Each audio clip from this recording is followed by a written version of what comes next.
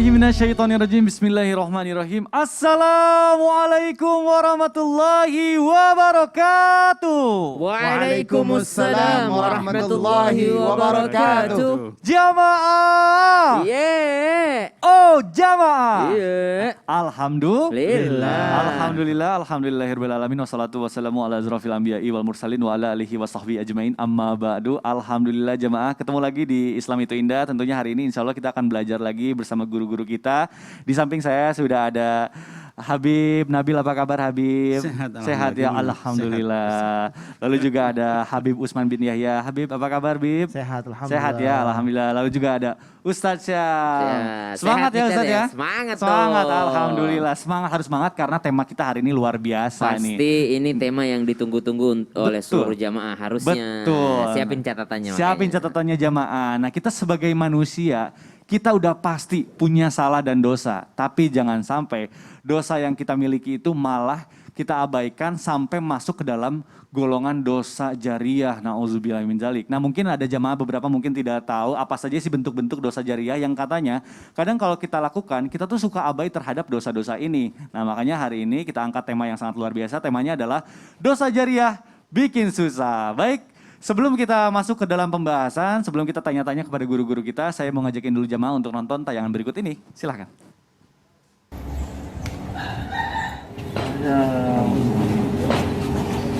Antarku kumpulan bulat di situs SPBU online ya?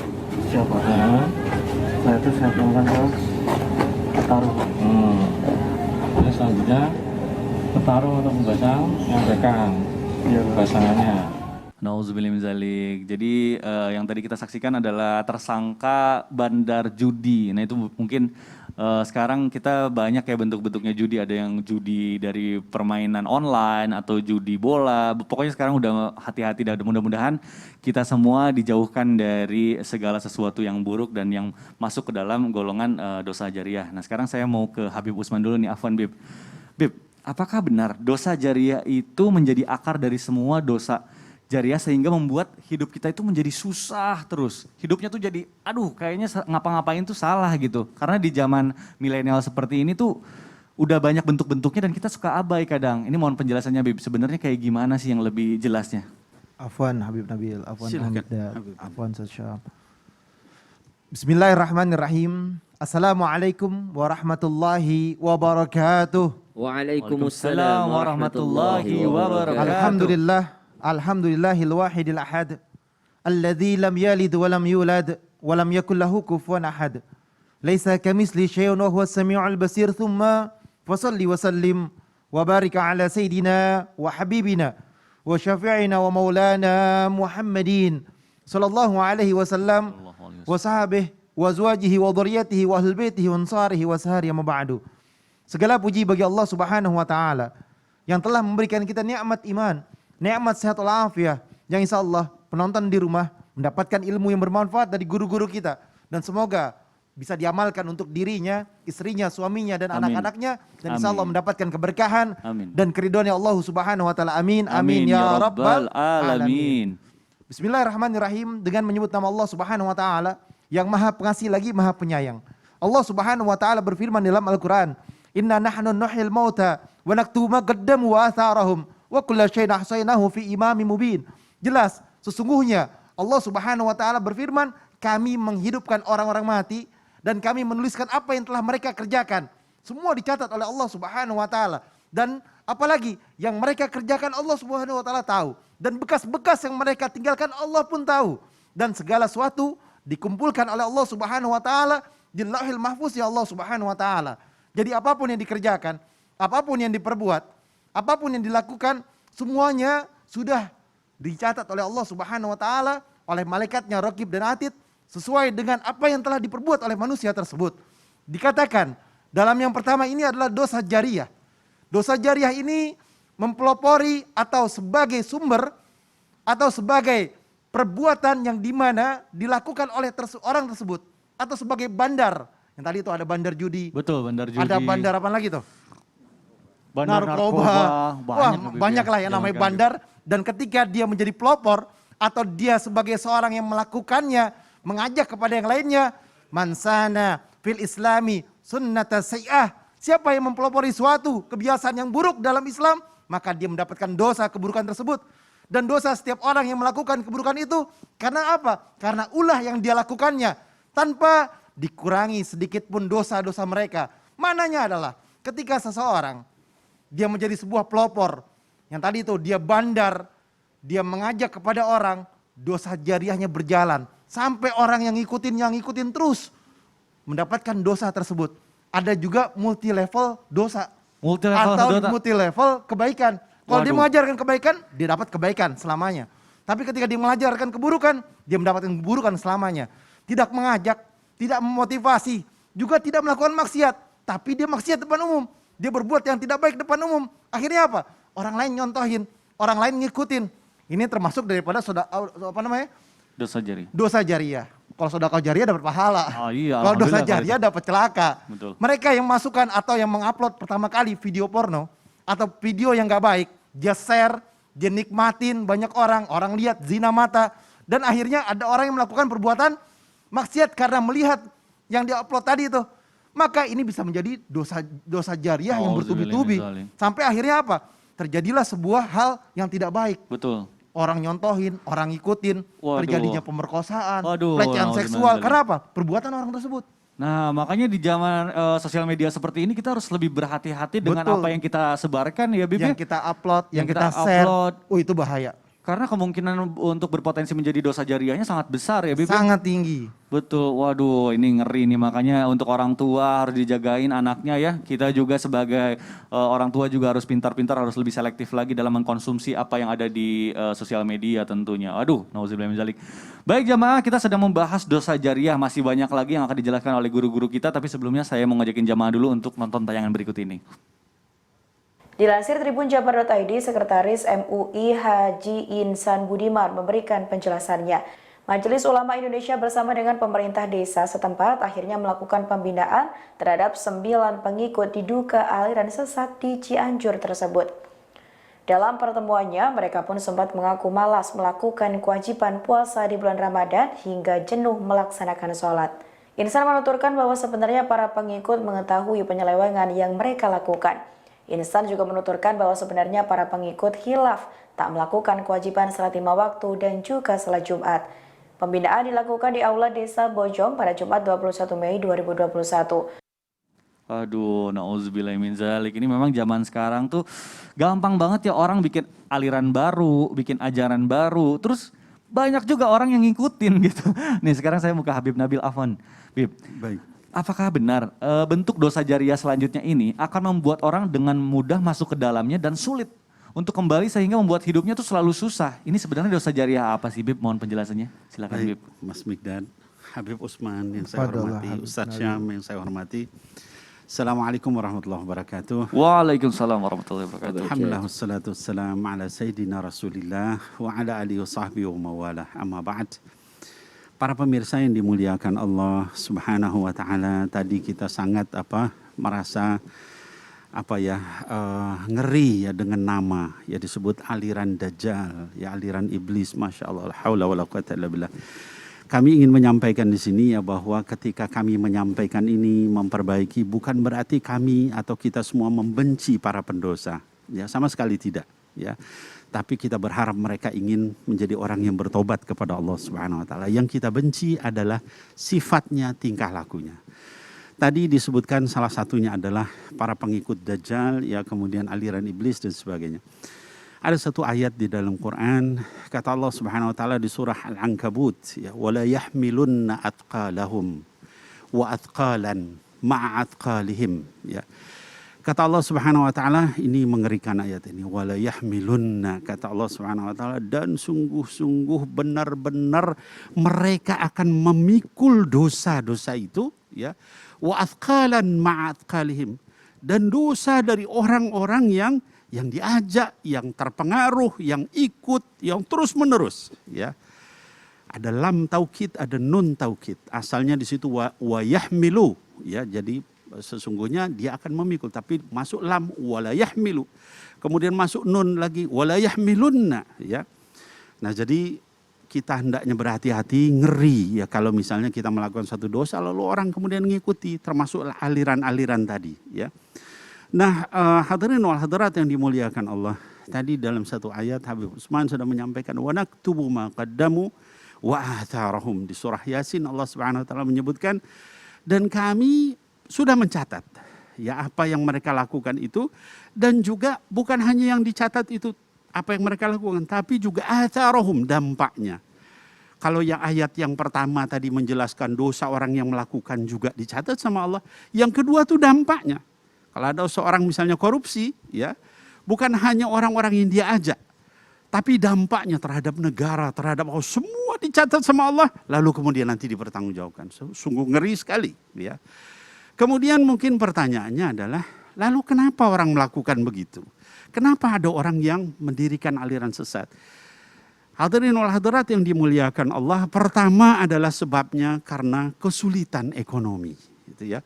Jadi ketika orang sulit ekonomi dan sebagainya, kemudian terus dia berimajinasi macam-macam. Lalu masuklah salah satu perangkap setan yang sangat berbahaya yang disebut oleh para ulama dengan tazyin. Tazyin itu artinya setan itu memperindah-indah. Ya. Jadi dia memperindah-indah dengan apa yang dilakukan sama orang itu, dilihat sama orang itu bagus, padahal itu berbahaya.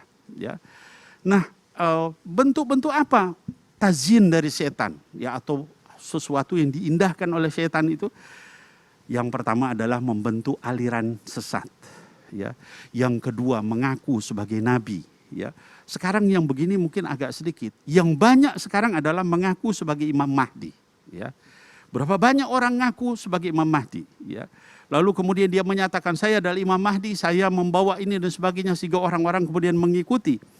Saya ingin menyampaikan ada satu kalimat dari Imam Ghazali rahimahullah ta'ala anhu.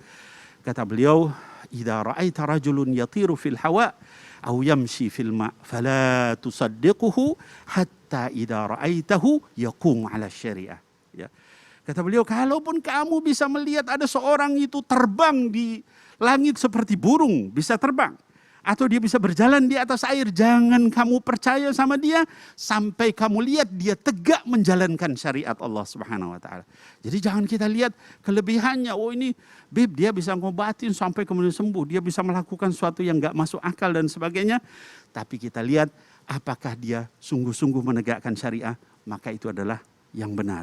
Kalau tidak seperti itu, maka dia adalah sesat. Mudah-mudahan kita dijauhkan Allah Subhanahu wa taala dari yang demikian. Amin ya Allah ya rabbal alamin. Amin ya rabbal alamin. Masya Allah, luar biasa sekali ilmunya. Jadi betapa pentingnya juga kita mencari tahu ya dari Al-Qur'an dulu ilmunya, supaya apapun yang terjadi di dalam kehidupan ini kita bisa menelaah, tidak langsung mentah-mentah kita masukkan ke dalam pikiran kita dan hati kita. Masya Allah, luar biasa. Terima kasih Habib ilmunya. Nah, selanjutnya ini bicara soal dosa jariah nih. Saya mau ke Ustadz Syam. Ustadz, afwan Ustadz. Gimana tuh? Kita lanjut lagi nih ya, mengenai dosa-dosa jariah. Ternyata banyak sekali yang masih belum kita pahami nih. Katanya ada salah satu dosa jariah yang sangat dekat nih dengan kita saat ini. Juga sangat melekat karena dengan mudahnya diakses sosial media saat ini. Ini sebenarnya saya juga pengen tahu nih, apa sih yang sangat melekat dengan kita ini dosa jariah yang kadang kita nggak sadar gitu. Mohon penjelasannya Ustaz. Baik, bismillahirrahmanirrahim. Tabi guruku Habib Utsman, Habib Nabil, Mas Mikdad serta para alim ulama, para habaib yang dimuliakan Allah Subhanahu wa taala.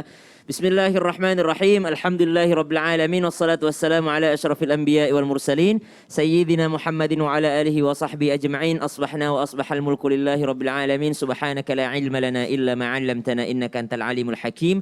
Amin amin amin ya rabbal alamin. Kalau berbicara tentang dosa jariah, jadi dosa jariah itu adalah istilah dari kita-kita. Jadi kalau kita cari redaksinya dosa jariah tuh bahkan dalam literatur bahasa Arab itu memang tidak termasuk dalam bahasa Arab. Karena yang ada tuh sedekah jariah. Jadi kalau redaksi hadis baginda Nabi SAW itu sedekah jariah. Tidak pernah disebutkan dosa jariah. Mungkin yang dimaksud adalah pensiunan dosa. Gitu ya. Pensiunan dosa itu dosa yang terus mengalir. Yang seperti yang dijelaskan oleh guru kita tadi Habib Utsman, bahwasanya yang menunjukkan satu jalan. Itulah yang akan mendapatkan. Jadi istilah ini kita ambil untuk apa? Untuk memudahkan kita mengerti tema ini, yakni bahwasanya oh ternyata ada dosa yang terus mengalir meskipun dia udah pensiun. Jadi siapa itu yang mendapatkan pensiunan dosa? Tadi pelopornya, kemudian dijelaskan juga oleh guru kita Habib Nabil. Kemudian sekarang kita jelaskan siapa lagi orang yang akan mendapatkan pensiunan dosa ini. Dosa jariah dalam istilahnya adalah orang-orang al-mujahirin kalau kata istilahnya. Semua dosa akan diampuni oleh Allah Subhanahu wa taala. Semua dosa kecuali al-mujahirin. Betul al-mujahirin, orang-orang yang ketika dia melakukan kesalahan malah diposting. Malah dipamerkan dan itu menjadi contoh bagi orang lain. Subhanallah. Di antara kita pasti tidak ada yang mau aibnya terbongkar. Kita secara logika, secara akal sehat tidak ada yang mau keburukannya terbongkar. Betul. Tapi kok ada yang mengkampanyekan dosanya. Sehingga dia berusaha membuat bahwasanya keburukan yang saya lakukan ini bisa menjadi tidak buruk kalau banyak orang yang melakukannya. Jadi tujuan utamanya itu, makanya ada kampanye misalnya bendera pelangi, misalnya ada kampanye bahwasanya ini minuman ini biasa aja gitu. Ya mungkin istilah anak-anak sekarang, anak-anak misalnya di sosial media mengatakan, Ustadz yang ada di dalam Al-Quran kan babi haram, ini haram. Tapi kalau Amir enggak kan, Amir dia bilang enggak haram karena enggak ada dalilnya gitu. Subhanallah. Dia membuat ini supaya terbiasa orang-orang sehingga orang-orang mengatakan oh itu enggak dosa. Padahal itu adalah sesuatu kesalahan. Maka subhanallah yang menjadi pelopornya juga adalah sosial media. Dijelaskan guru kita tadi Habib Utsman bahwasanya yang memposting video sehingga menjadi contoh bagi orang lain, maka dia juga akan mendapatkan keburukannya atau pensiunan daripada dosa-dosa tersebut. Maka subhanallah. Lalu pertanyaannya, kalau begitu Ustaz, saya dulu pernah memposting ini di akun saya ini. Sekarang saya sudah hijrah kepada yang kebaikan. Sekarang saya sudah taubat. Bolehkah saya meminta jasa untuk hapus akun, untuk membantu? Tapi bukannya akan terlihat aib-aib kita kalau kita meminta tolong orang lain. Sama dengan misalnya orang datang ke dokter. Orang datang ke dokter kan aib kita, penyakit kita ketahuan sama dokternya. Tapi subhanallah mereka tidak akan pernah membeberkannya. Maka carilah jasa-jasa yang memang terpercaya. Yang insya Allah. Misal nih kan teman-teman yang berhijab. Dia punya akun lama tidak berhijab. Dia pengen menghapusnya. Dia lupa passwordnya. Tapi kalau minta tolong sama orang lain berarti yang mengerjakan laki-laki. Dia juga lihat dong saya nggak pakai hijab. Bagaimana caranya? Yang pertama cari dulu yang perempuan juga. Cari dulu yang perempuan juga jasa hapus akunnya. Kalau nggak ketemu atau nggak tahu maka insya Allah mudah-mudahan itu sudah menjadi ikhtiar terakhirnya kalau memang yang melihatnya adalah lawan jenis. Yang jelas berhati-hatilah untuk memposting dosa jariah yang ada di sosial media bukan hanya memperlihatkan yang menimbulkan syahwat. Tapi dosa jariah yang ada di sosial media termasuk juga nge-share hoax. Memfitnah orang lain, menjadi kompor-kompor, ya, menjadi followers daripada sesuatu yang belum tentu beritanya adalah berita yang benar. Maka subhanallah itu juga bisa termasuk daripada investasi dosa. Waduh, lebih paham nih sekarang tentang dosa jariah ini. Jadi mengenai dosa yang meskipun kita sudah meninggal, dosanya itu terus mengalir karena sudah disebarkan, ya. Iya. Dan apalagi zaman digital sekarang, ya benar. Jadi memang ada sesuatu yang kayak kita belum tentu bisa mengontrolnya apa yang sudah kita lakukan sekarang, ya. Saya sering ingat tuh Mas, kalau kita foto sama Ustadz Maulana, kata Ustadz Maulana apa? Perbaiki gayanya karena ini akan abadi. Wah, Masya Allah, itu luar biasa. Itu kalimat tapi ini bermakna dalam. Oh, berarti jejak digital itu akan selalu ada. Betul. Aduh, Masya Allah luar biasa sekali. Ini ilmunya, ini peringatan buat kita semua. Ustaz Zam, saya masih ada satu pertanyaan lagi. Ini mengenai dosa jariah. Ini katanya, benarkah ada dosa jariah selanjutnya yang membuat hidup seseorang tuh susah terus di dunia dan juga di akhirat? Dan ini, saking besarnya dosa ini, bisa jadi tidak mendapatkan ampunan dari Allah Subhanahu wa taala. Bukan hanya dia yang keburukannya mengalir karena dicontoh oleh orang lain, tapi ini juga termasuk daripada kesalahan besar. Betul. Tapi kembali lagi kami di sini bukan untuk ngejudge atau memandang buruk para pelaku dosa, tapi kita berusaha bagaimana cari solusinya supaya kita bisa kembali kepada Allah. Nah solusinya nanti setelah yang satu ini. Masya Allah, baik jamaah jangan kemana-mana, tetap di Islam itu indah. Jamaah, oh jamaah. Alhamdulillah.